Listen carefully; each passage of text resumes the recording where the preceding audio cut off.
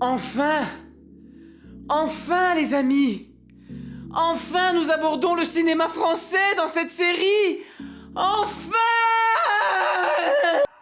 Hop hop hop hop hop hop hop hop hop, on se retrouve les amis sur la table de montage pour vous expliquer que la vidéo a été tournée avant les propos tenus par Quentin Dupieux sur Twitter et qui l'ont conduit à un bad buzz et à désactiver son compte.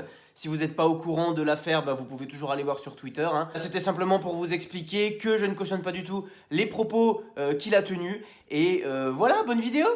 Bon, après, je sais pas si c'est la porte par laquelle vous auriez voulu que je l'aborde, mais c'est ma chaîne. Et je fais ce que je veux. Et je vous emmerde. Non, en vrai, je rigole. J'ai besoin de vous, s'il vous plaît, restez sur la chaîne. D'ailleurs, j'ai remarqué que vous étiez beaucoup plus nombreux à regarder les vidéos que vous n'êtes d'abonnés sur cette chaîne. Alors je vous ordonne incessamment sous peu, instamment tout de suite, d'aller appuyer sur le bouton s'abonner et de cliquer sur le bouton cloche. Maintenant. C'est fait? Bien. Générique.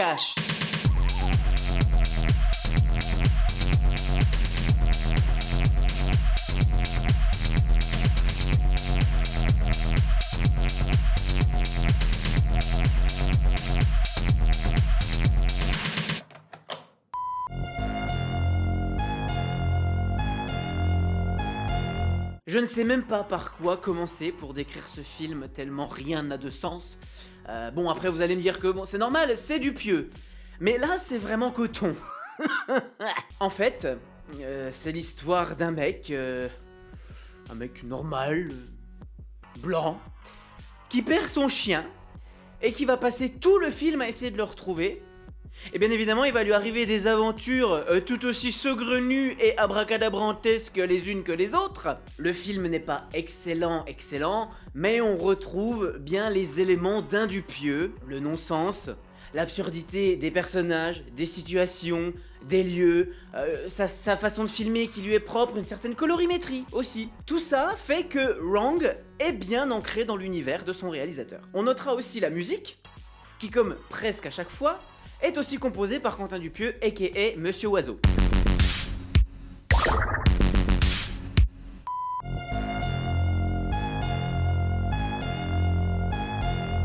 Clairement pas le meilleur Dupieux, selon moi, mais le jeu d'acteur est absolument dingue. Jean Dujardin et Adèle Haenel nous offrent des dialogues et des situations d'une absurdité sans nom, mais ô combien délicieuse. Et le fait aussi que l'action se passe dans un petit village reculé au milieu de la montagne accentue encore plus le côté décalé et déconnecté de la réalité et du monde. On a l'impression d'une bulle spatio-temporelle où le temps n'existe pas, où les hommes dialoguent avec des vestes en daim, où rien ni personne n'est en mesure d'empêcher quoi que ce soit, où chacun est absolument libre de ses actes qui ne souffrent d'aucune conséquence grave. Un mec se taille un couteau géant dans une pale de ventilateur de plafond pour tuer des gens et se fait dicter ses actions par une veste en peau de gibier. Jean-Louis, c'est quoi ce...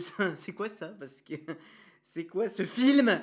On est où, là? On est où? Tu m'expliques, s'il te plaît? Je comprends pas. Mais... est-ce qu'il y a vraiment quelque chose à comprendre?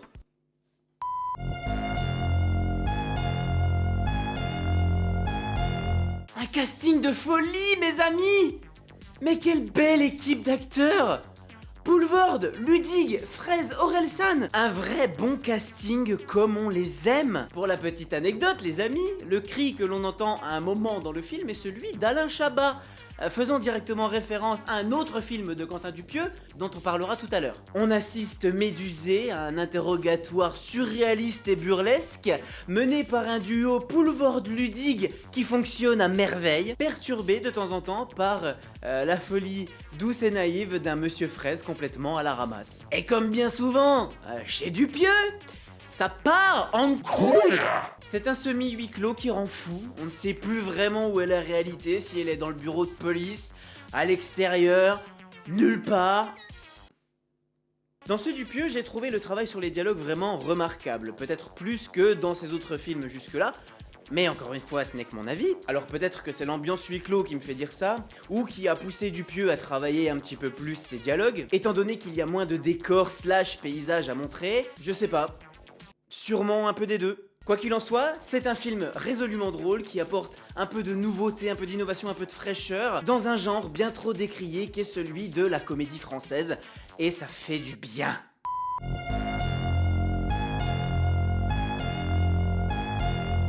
Georges, je crois que j'ai coincé le bétonio. C'est le deuxième film de Dupieux et sa première collaboration avec Éric Judor qu'on va également retrouver dans Wrong et dans Wrong Cops. On retrouve un semblant d'histoire, pour une fois, avec des personnages un tout petit peu développés et auxquels on peut éventuellement s'identifier, et qui évoluent dans cet univers absurde et totalement déconnecté de tout. On ne boit pas du lait en groupe, sur un parking dans des petites bouteilles en verre. Qui fait ça? Personne?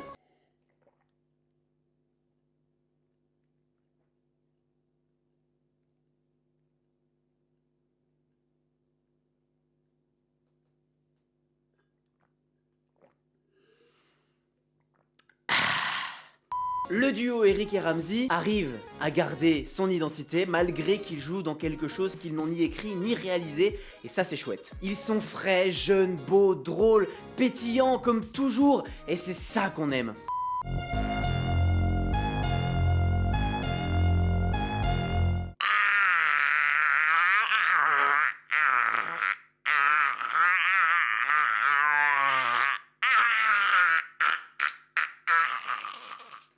Bon bah voilà, hein, encore un duo qui marche.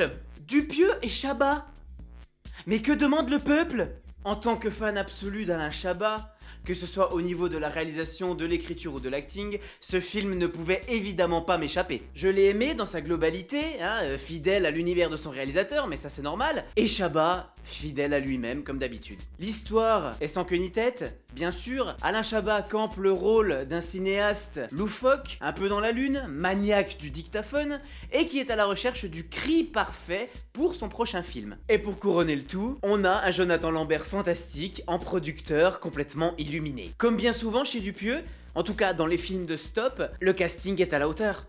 Bon, voilà, je crois qu'on a bien fait le tour, qu'est-ce que vous en pensez? Dupieux peut paraître prétentieux ou complètement mégalo, mais en ce qui me concerne, je le trouve créatif, novateur sur certains aspects, bien ancré dans son univers, qu'il étend à chaque nouveau film. D'ailleurs, Mandibule sort bientôt au cinéma, hein, si tout va bien. Il est peut-être même déjà sorti au moment où vous regardez cette vidéo, et il est actuellement en train de tourner sa prochaine réalisation, incroyable mais vrai, en compagnie de quelqu'un qu'il connaît très bien, à savoir Alain Chabat. C'était Jules, de Bad Kid Productions. Vive les arts, vive le cinéma, vive la vie. Ciao.